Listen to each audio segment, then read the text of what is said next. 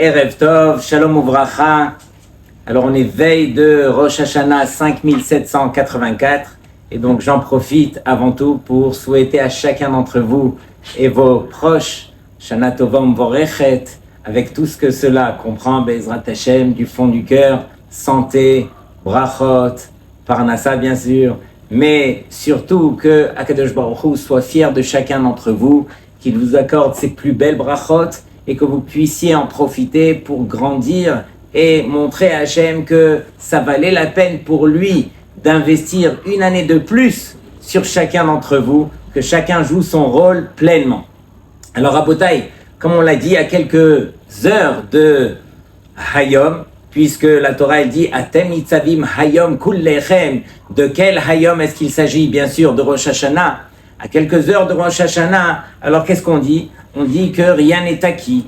Et tout, Rabotai, tout dépend de nos tfilotes. Sans les tfilotes, on ne pourrait pas y arriver. Au temps de Rav Israël Salanter, alors il y avait une peur qui était terrifiante. Lorsque arrivait Rosh Hashanah, les gens tremblaient. Mais nous, dans notre génération, c'est plus le cas. Nous, on doit réaliser qu'on doit ressentir en tout cas une kirvat Hashem. Ça veut dire on doit se rapprocher d'Hashem. Et comment on se rapproche d'Hashem? Justement, on doit essayer de se rapprocher de lui pour se préparer à le recevoir sur nous comme étant Melech HaOlam. C'est celui qu'on va faire régner sur tout le monde, sur toutes les galaxies, sur toutes les créatures au monde et surtout sur notre propre personne. On a à la limite de la facilité de faire régner Hachem sur tout le monde. On sait que c'est le roi du monde, c'est Hachem Hu Ha-Elokim. Mais est-ce qu'on vit avec Hachem? Est-ce qu'on réalise qu'il doit régner aussi sur notre personne? Que veut dire régner sur notre personne, Rabotai? C'est tout simplement que nous, on a quelque part notre volonté. Et Akadosh Baruch Hu, lui, il a la sienne. Et souvent, c'est un bras de fer. Qui c'est qui va gagner? Est-ce que c'est ma volonté qui va gagner sur celle d'Hachem ou bien le contraire? Et bien sûr que ce n'est qu'une image, mais il faut comprendre un petit peu le fond des choses. Qu'est-ce que ça veut dire que je fais le bras de fer contre Akadosh Baruch Hu? C'est juste que Akadosh Baruch Hu, lui, il mène son monde où est-ce qu'il doit arriver. Et très souvent dans ma vie, je réalise que les choses n'ont pas été comme je l'avais planifié. J'ai travaillé pour tel et tel contrat, pour telle et telle étude, et ça n'a pas abouti, malheureusement. Et donc, on se dit, ah, mais pourquoi et comment? Et on commence à se révolter, tout ça. Pendant que Hachem, il sait très bien qu'est-ce qui est bien pour toi et qu'est-ce qui ne l'est pas. Et quelque part, une fois que tu as fait ta ishtadlut, tu as donné, et ça n'a pas réussi, il faut réaliser que, ok, alors je baisse la tête et je vais selon le plan d'Hachem. Il y a uniquement la volonté d'Hachem qui doit être réalisée sur terre. Et lorsque je dis que je prends sur moi Ol Malchut Shamaim, c'est justement cela. Réaliser que ma volonté doit devenir la volonté d'Hachem. Combien est-ce que Hachem fait partie de ma personne, de mes perceptions dans la vie, de mes décisions, de tout ce que je fais dans la vie, combien est-ce que Hachem est présent? J'ai l'habitude de répéter chaque année, comment se fait-il que ce grand pasouk qu'on crie, qu'on chante, Hachem Melech, Hachem Malach, Hachem Yimloch, ce verset, il est dans le désordre. Que veut dire Hachem Melech? Hachem, il règne au présent. Mais on aurait dû commencer par Hachem, il règne au passé, Hachem Malach, ensuite Hachem Melech au présent, et ensuite Hachem Yimloch au futur. Or, le verset commence par le présent. Pourquoi c'est ainsi?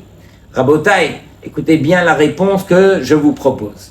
Hachem Malach au passé, alors n'importe qui, y compris les goïms, sont d'avis de dire que il y a des millénaires, il y a des millions d'années, lorsque Hachem il a créé le monde, alors Hachem il régnait.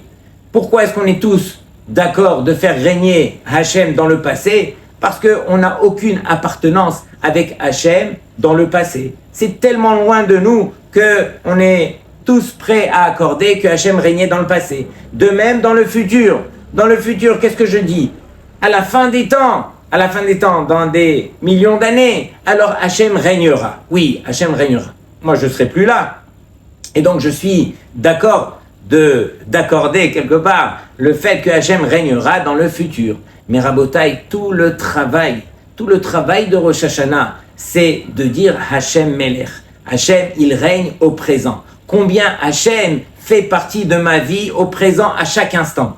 Dans mes projets, dans mes décisions, est-ce que Hachem fait partie de toutes ces choses-là ou bien alors je mène ma vie, je fais mes propres décisions et ensuite, alors si de temps en temps Hachem fait partie du plan, tant mieux.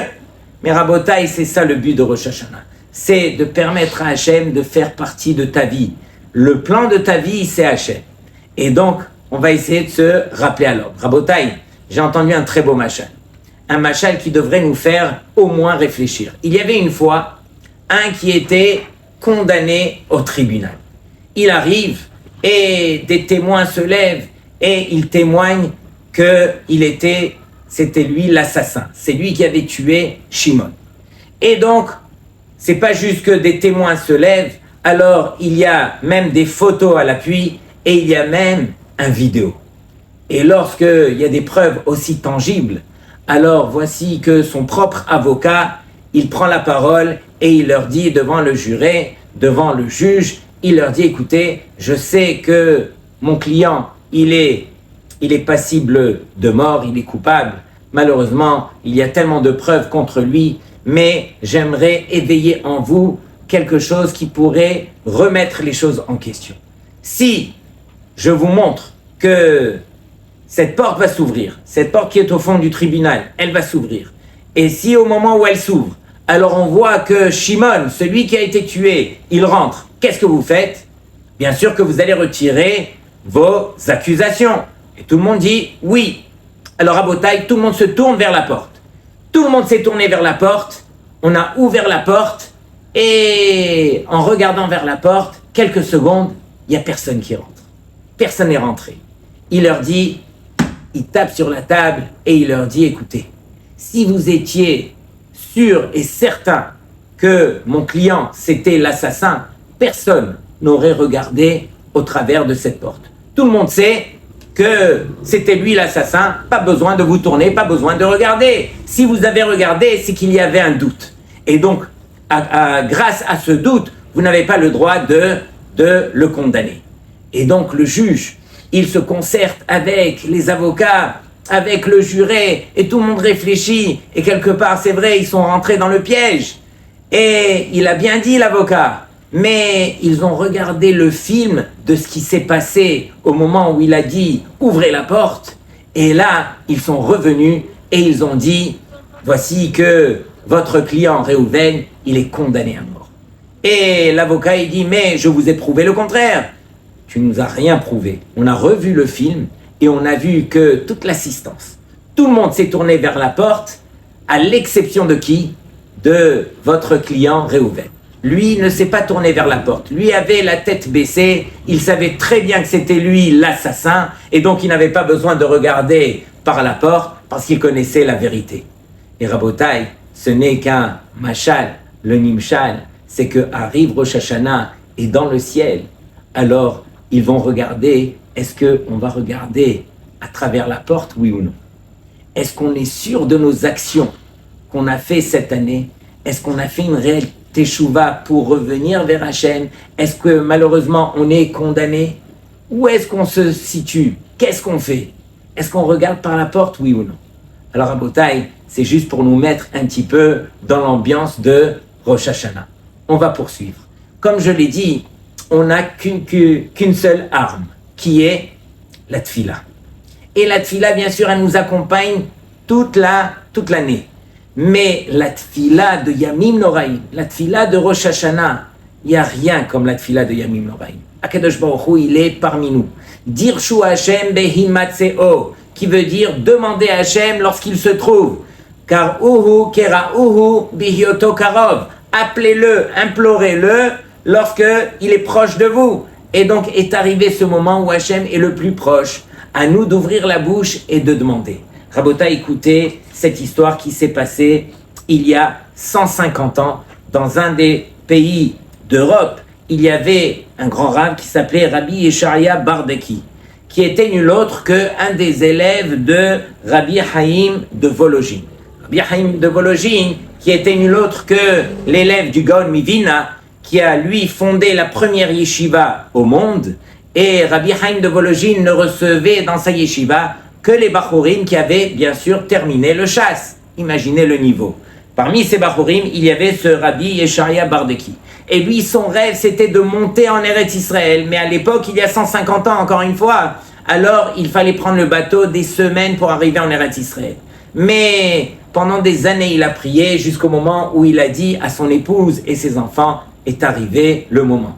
Son épouse a pris une partie des enfants et a avancé en Israël. Et elle est partie préparer là-bas. Et lui est arrivé après avec ses deux enfants qui restaient, sa fille de l'âge de 7 ans et son fils de l'âge de 8 ans. Et ils sont montés dans le bateau, il y avait 16 personnes dans ce bateau et ils ont commencé à prendre la mer. Et après 2 semaines de bateau, voici qu'il y avait une tempête terrible et le bateau il chavirait, il y avait les vagues de tous les côtés jusqu'au point à ce que malheureusement le bateau lui-même s'est fendu en deux. Ils sont tombés dans l'eau. Et donc, bien sûr, lui, qu'est-ce qu'il a fait, Rabbi Yesharia? Il a pris sa fille et son fils sur les épaules et il a commencé à nager. Il n'avait pas le choix, on est dans la mer. Il a commencé à nager, mais après 1 heure de temps, vous pouvez imaginer, il ne tenait plus. Il ne tenait plus, il s'est mis à pleurer, mais il continuait à flotter, il essayait de nager tant bien que mal, mais là il sentait qu'il allait couler lui-même, qu'il allait mourir avec ses enfants, chas v'shalom. Et donc là, il n'a plus le choix, il sent qu'il ne peut pas supporter la charge de 2 enfants, en plus de la fatigue qui était sur lui. Et à ce moment-là, alors il se met à citer une Gemara, et il dit la Gemara qui est marquée dans Horayot, la Gemara elle parle de dîner nefashot là-bas, comment est-ce qu'on doit sauver des gens. Et à partir de là, il cite la Gemara qui dit que il y a un din, que lorsqu'il y a un Kohen ou un Lévi, on sauve d'abord le Kohen sur le Lévi. Entre un Lévi et un Israël, on sauve le Lévi en premier par rapport au Israël. Entre un garçon et une fille, alors on sauve d'abord le garçon. Pourquoi? Parce que il aura plus de mérite, il fera Torah ou mitzvot. Voici que sa fille, elle entend cela. Papa, s'il te plaît, permets-moi d'abord de faire le Kriyat Shema avant de plonger dans l'eau. Et elle fait son Kriyat Shema, et juste à ce moment-là, elle dit à son père, papa, je t'aime, et elle plonge dans l'eau. Elle avait compris les paroles de la Gemara. Elle plonge dans l'eau, et le père, il veut même pas regarder, il voit que sa fille, elle va se noyer. Et à ce moment-là, il voit que la charge était moindre, il avait qu'un seul enfant sur l'épaule, il essaye de continuer à nager, mais juste à ce moment-là, il entend un cri. « Abba, Abba, papa, s'il te plaît, sauve-moi, ne me laisse pas mourir !»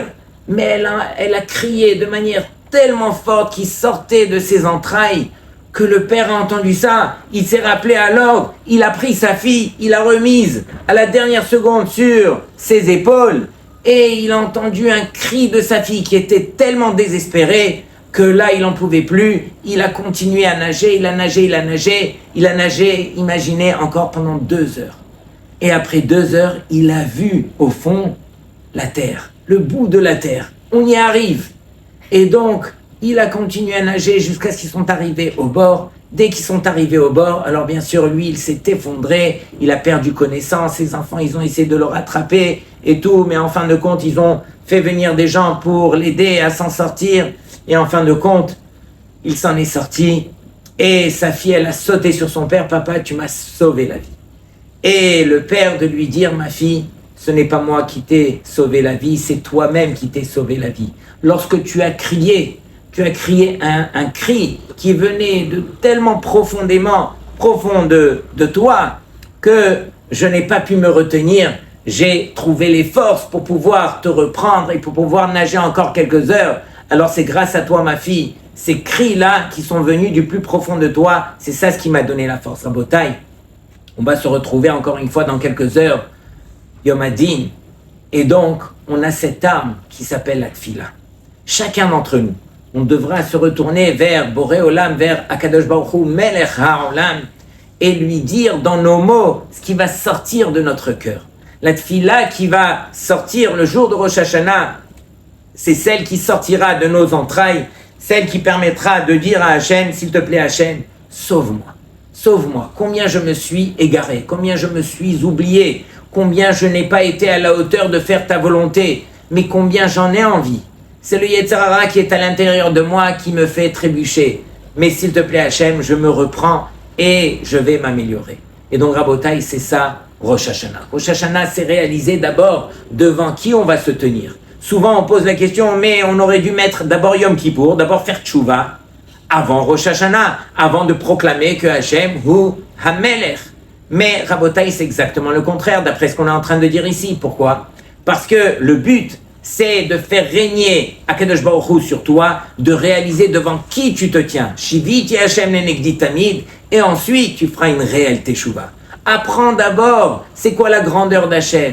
Soumets-toi quelque part à sa volonté, que son plan devienne le tien, et ensuite tu pourras réellement faire teshuva. On continue Rabotai. Il y avait une fois un marassé avec un empereur qui était français, et lui s'était sauvé parce que l'armée russe était en train de le pourchasser pour le tuer. Et voici que cet empereur, il cherchait de tous les côtés pour aller se réfugier. Il trouve la maison d'un cordonnier qui était juif. Il rentre, il tape à la porte, il rentre chez le cordonnier. « S'il vous plaît, sauvez-moi la vie. On est en train de me pourchasser. Les Russes sont là et ils cherchent de tous les côtés pour m'attraper et me tuer. S'il vous plaît, cachez-moi chez vous à la maison. » Et donc c'est ce qu'il a fait. Le cordonnier, il a fait rentrer, il l'a caché dans un lit, il a mis sur ce lit des couches et des couches de couverture, il a complètement enseveli de couverture, et les Russes sont rentrés dans la maison. Ils ont cherché partout, ils l'ont vu, mais sans savoir que c'était lui, et ensuite ils ont quitté la maison, ils ont même quitté la ville. À ce moment-là, le juif, il dit à cet homme, vous pouvez sortir de votre cachette, ils ont quitté la ville. Et lorsqu'il est sorti de sa cachette, vous pouvez imaginer, il était en transe, il allait mourir et il a été sauvé. Et à ce moment-là, il dévoile son identité à ce juif. Il lui dit, on ne se connaît pas, je suis l'empereur de tel et tel pays et tu m'as sauvé la vie, demande-moi 3 choses et je te les accorde d'avance. Et donc la première chose qu'il lui demande, il réfléchit et il lui dit oui. Vous savez que chez moi à la maison, voilà, c'est pas des bonnes conditions. Lorsqu'il pleut dehors, il pleut chez moi aussi à la maison. Est-ce que vous pouvez me réparer le toit de ma maison? Et l'empereur se met en colère. Mais quoi? C'est ça ce que tu demandes à un empereur? Tu demandes de réparer le toit pendant que tu peux tout demander? Et réfléchis encore une fois et demande-moi quelque chose qui en vaut la peine. Il réfléchit et il lui dit oui, j'ai trouvé. Vous savez que là où je travaille en tant que cordonnier, c'est installé juste en face de moi un autre cordonnier. Il me vole tous mes clients et donc toute la parnassa lui revient. Est-ce que vous pouvez faire en sorte de fermer son magasin? Et donc l'empereur, encore plus énervé, il se met à crier, mais c'est ça ce que tu oses demander à un empereur? Tu peux tout demander, tu demandes de fermer le magasin. Et donc réfléchis, 3e chance. Il réfléchit et il dit, votre majesté, alors j'ai trouvé. Et il lui dit comme ça, il lui dit, écoutez, c'est vrai que ici, alors, on est en mauvaise posture, mais j'aimerais savoir quelque chose. Lorsque les Russes sont rentrés chez moi à la maison, et que vous étiez sous les couvertures, quel était votre ressenti? Qu'est-ce que vous avez ressenti à ce moment-là? Alors là, l'empereur, directement, il appelle ses gardes, mettez cet homme à mort. Mettez cet homme à mort. Et donc, on l'attrape, on lui attache les mains, bien sûr, et on l'amène à la potence, on lui met la corde au cou, et on vient pour lui enlever directement le petit tabouret pour qu'il tombe. Et juste au moment où on vient pour lui enlever le tabouret, l'empereur il crie « Arrêtez-vous là !» Et il lui dit « Qu'est-ce que tu as ressenti à ce moment-là » eh bien la même chose que tu as ressenti, c'est ce que j'ai ressenti quand j'étais sous les couvertures. Et donc, Rabotai, arrive le jour de Rosh Hashanah, où Béhémet, on va se retrouver devant Boré Olam, pas l'empereur, mais devant le maître du monde. Et souvent, lorsqu'on se retrouve devant le maître du monde, alors on vient demander souvent des petites choses. On vient demander, ne serait-ce que la Parnassa, Haïm Tovim. On vient demander des choses qu'on a besoin. Mais là, tu es devant le roi des rois, tu peux tout demander. Et donc, Rabotai, ici, ce machal, il vient nous enseigner qu'est-ce qu'il faut demander. Et donc, ce qu'il faut demander, Vehofa alenu mehera, que toi, Hachem, que ta Shekhinah, elle puisse résider sur nous. Aussitôt que Akadosh Baruch Hu, il réside sur nous, sur notre volonté, sur nos pensées, alors toutes les brachot qu'on aurait rêvées, elles vont automatiquement s'accorder. Akadosh Baruch Hu va déverser ces brachot sur nous. Tout dépend de combien je suis prêt à prendre Akadosh Baruch Hu sur moi. C'est ça ce qui amène les brachot pour un homme sur terre. C'est pas le contraire. Nous, on fait que demander des petites choses. Mais c'est uniquement le fait de faire régner Hachem sur nous qui nous permet de recevoir toutes ces brachot. La preuve en est, c'est que tout celui qui oublie dans la Hamida, vous connaissez les 4 petites phrases qu'on va rajouter à partir de la Seret Yemei Teshuvah, Zochrenu lechaim, celui qui l'oublie, il refait pas la Hamida. Par contre, celui qui oublie Ten Pahdecha, toutes ces phrases-là où on montre combien Akadosh Baruch Hu fait partie de ce monde-ci, combien on doit le craindre, combien il fait partie de notre personne, si on les a oubliés, là il faut refaire la Hamida, parce que c'est ça le but. Le but c'est de faire régner Akadosh Baruch Hu sur nous. Et donc Rabotai, il se trouve que cette année c'est assez spécial. On rêve d'arriver à Rosh Hashanah pour utiliser notre avocat le plus cher, qui est le shofar. Il n'y a personne qui peut nous défendre mieux que le shofar. Et Rabotai, cette année, il se trouve que Rosh Hashanah tombe pendant Shabbat, et donc on n'aura pas le srout de sonner le shofar. Et donc, qui c'est qui va nous défendre? On ne va pas sonner le shofar, on sonnera le shofar que le 2e jour, mais le 2e jour, c'est Midé Rabanan. Le 1er jour, c'est Midé Oraita. Et donc, on n'aura pas le srout de pouvoir sonner le shofar. Comment est-ce qu'on va s'en sortir cette année, Rabotai? Et donc, il faut réaliser que c'est vrai, on n'aura pas le srout de sonner le shofar, mais comme on s'en rappelle, on sait que Akadosh Baruch Hu, alors il sort de son Kisei Din et il va sur son Kisei Rachamim lorsque on sonne le shofar. C'est marqué Ala Elokim Bitroa Hashem Bekol Shofar. Elokim, c'est Midat Adin. Lorsque je vais sonner le shofar, alors je permets à Hachem de passer sur son Kisei Rachamim. Et donc, cette année, encore une fois, on a dit on va pas sonner le shofar, mais on va rappeler quoi? Ce que la Gemara nous dit de faire, on va rappeler la Akedat Yitzhak.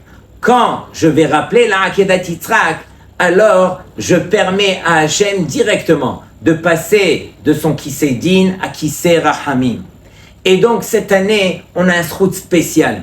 C'est vrai qu'on ne va pas sonner le shofar, mais on va montrer à Hachem que Hachem, de même que les Chachamim, ils ont annulé la mitzvah du shofar quand elle tombe le Shabbat. Et pourquoi? De peur qu'il y ait un juif religieux qui s'est oublié et qui va transporter son shofar, donc c'est une Avera Beshogeg, de peur qu'il va venir à transporter son shofar dans le domaine public.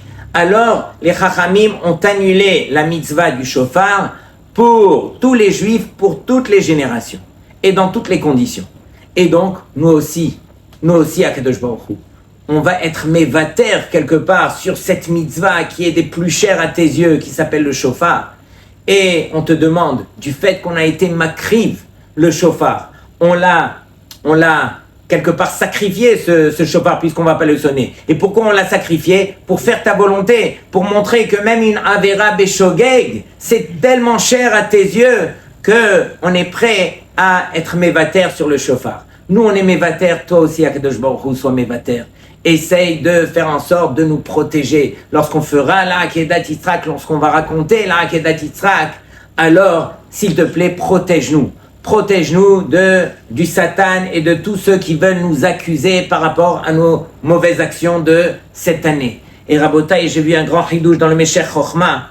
il est marqué que Hagar, lorsqu'elle a été chassée de la maison d'Abraham, c'est Sarah qui a demandé à Abraham de la chasser. Finalement, Hagar se retrouve alors à l'extérieur avec son fils, pas de quoi manger ni boire. Et à ce moment-là, alors il y a le malach qui vient s'adresser à Hagar. Et c'est marqué là-bas, Vaikra malach el Hagar minashamaim.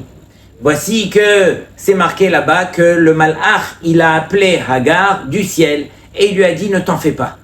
Accepte ce que finalement Sarah, ta servante, elle t'a demandé de faire et ne t'en fais pas, ton fils sera sauvé. Il lui a montré où il y avait de l'eau, elle a pu lui donner à boire et en fin de compte, de ton fils, il y aura une énorme descendance comme on la connaît jusqu'à aujourd'hui. Mais dans tous les cas, c'est marqué là-bas que le malach, il lui est apparu minashamaim. Par contre, ce même malach, quand elle se trouvait dans la maison de Abraham, c'est marqué Vayomer malach Hashem et directement il s'adressait à Hagar. Il ne passait pas par minashamaim. Il n'y avait pas minashamaim là-bas. Et donc on explique pourquoi. Parce que dans la maison de Abraham, c'était tellement courant d'avoir les malachim, ils faisaient tellement partie de la maison de Abraham qu'on n'avait pas besoin d'appeler Hagar minashamaim. Ils étaient déjà dans la maison, ils se trouvaient là. Pendant que lorsqu'elle a été chassée de la maison de Abraham, ça y est, c'était plus son mérite, elle n'avait plus le mérite de son mari Abraham. Et donc, le malach devait l'appeler minashamaim. Et donc, elle ne le voyait plus. Elle entendait que la voix du malach. Et donc, la question que j'aimerais partager avec vous, c'est que lorsque Avraham Avinu birvodov atzmo, il est venu pour sacrifier Yitzhak, qu'est-ce que le verset il dit? Vaikra malach minashamaim. Le malach, il a appelé Abraham du ciel pour lui dire, ne tue pas cet enfant, ne lui fais rien. Et donc on pose la question, mais c'est Avraham Avinu lui-même. Pourquoi est-ce que le malach, il a dû appeler Abraham minashamaim? C'est une kushia. Qu'est-ce qu'on répond? On dit, mais non. L'endroit de la Hakeda, elle était tellement kadosh. Avraham Avinu, j'ai une question à vous poser. Avraham Avinu, est-ce qu'il a détourné l'amour qu'il avait pour son fils pour le tuer, ou bien il a tué son fils, il a voulu le tuer par son amour? Alors sur cela, le passouk il répond, il dit, mais non, prends ton fils, Asher ahavta et Yitzhak. Prends ton fils avec l'amour que tu portes pour ton fils Yitzhak, et prends cet amour et va le sacrifier. Imaginez comment est-ce qu'Abraham, il est arrivé, Mar Bocha, il pleurait. Comment est-ce qu'en même temps, il était sa mère d'aller faire la volonté d'Hachem? C'est ça la grandeur de Abraham. Il a pu surmonter ces deux choses-là. D'un côté, il avait combien et combien de mal à vouloir tuer son fils, et d'un autre côté, avec amour, faire la volonté d'Hachem. Et donc, Avraham Avinu, au moment où il allait faire la Hakeda, alors qui c'est qui se trouvait à ce moment-là? C'était la présence de Akadosh Baruch Hu lui-même. Les malachim ne pouvaient pas venir, tellement que la présence d'Hachem était là. Et on dit que Avraham Avinu, c'est comme s'il se trouvait, comme le Kohen Gadol, le jour de Yom Kippourim, l'ifnai velifnim, à l'intérieur du Kodesh HaKodashim. Et donc, au moment où on va rappeler la Akedat Yitzhak, c'est comme si on se trouvait, mamash, le jour de Yom Kippourim, dans le Kodesh HaKodashim. Et donc, la présence de Dieu était tellement palpable à ce moment-là que les malachim ne pouvaient pas descendre, et c'est pourquoi le malach, il a dû appeler Abraham minashamaim. Donc, Rabotai, regardez la grandeur qu'on a, nous, cette année, où on va dire à Hachem, ok Hachem, on ne pourra pas sonner ton chauffard, on n'aura pas notre meilleur avocat, mais nous, tout ce qu'on veut, c'est faire ta volonté. On ne sonnera pas le chauffard, on fera la Hakeda comme il se doit, on chantera la Hakeda, on va la faire Bekavana, et on va rappeler par cela tout le mérite d'Avraham Avinu, et pas juste le mérite d'Avraham, le mérite de Yitzhak, parce que Yitzhak, il avait 37 ans, et pas juste le mérite de Yitzhak, le mérite de Sarah.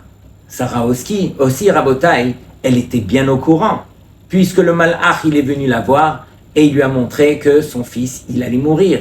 Et elle, Sarah, elle était d'accord. Et donc, quelque part, elle en est morte, peu importe pourquoi elle en est morte, ça, Bli Neder, on le dira pendant Rosh Hashanah. Mais tout ça pour dire que combien est-ce que nos avot ont sacrifié pour faire la volonté d'Hachem.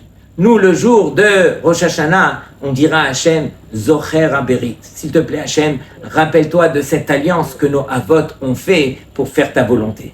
Nous aussi, le jour de Rosh Hashanah, on se rappelle à l'ordre et on va prendre sur nous de faire la volonté d'Hachem, de permettre à cette volonté de devenir la nôtre et de nous améliorer, de changer, de grandir, parce que c'est ça le but pour lequel Akadosh Baruch Hu nous a mis sur terre. Rabotai, Rosh Hashanah, c'est un cadeau que Akadosh Baruch Hu nous accorde. Une fois dans l'année, il nous permet de nous reprendre en main, de changer, de grandir et de devenir à l'image de nos avot. Shana Tova Mvorechet, que des brachot pour chacun d'entre vous. Shabbat Shalom les Kulchem.